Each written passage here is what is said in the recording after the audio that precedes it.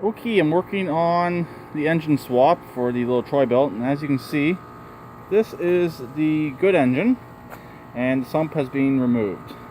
I had a issue when I went to go remove this engine. I'll show you in a second. But I've just since finished cleaning off all the mating surface. This here is the sump off of the blown engine. It's been cleaned up. Let me go show you the blown engine and the other sump.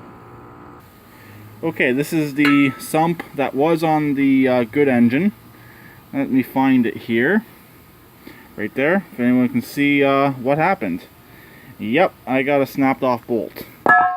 If this was a machine I was keeping for myself, I wouldn't really worry about that, but this is going to be a sold off machine, so I am fixing it. I'm not going to attempt to try and get that out of the sump. It's probably not going to come out, but I will be RTVing the two halves of the engine back together.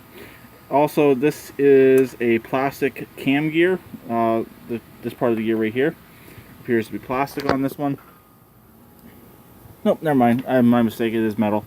I initially thought that was a plastic gear because it actually popped out when I first pulled the engine apart. I still got to get the valve cover and the exhaust off this engine here, but other than that, it's pretty much scrap. You can pretty much see what happened down in there. The rod decided to divorce from the engine. Also, there is a hole in the block. So, like I said, the exhaust still has to come off of here, and the valve cover, or I got a valve cover sitting down there on that head there. And that is actually, or was, a good head. I don't know if it still is. It's gotten wet, and I really don't have a use for it. And I do believe I have another one inside the shop somewhere too. But that's just a quick update on what I'm doing here. I did put some spray lubricant on all these bolts before removing them. I was also bringing them back and forth gently. Still, it's still snapped off. So, like I said, since I had another sump, I wasn't going to go through the hassle of trying to drill that out. I didn't want to damage the threads, didn't want to damage the sump, so I just ended up replacing it. Also, it gave me a good chance to look at the inside of the other engine, make sure everything is nice and clean, and reseal the block anyways. So there we go. Also, this shows you what happens when you park a tractor underneath a tree.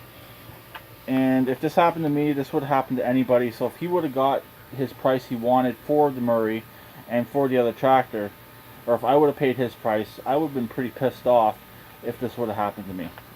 So I'm happy I got it for the price I got it for, and proceed with the engine swap. So talk from there.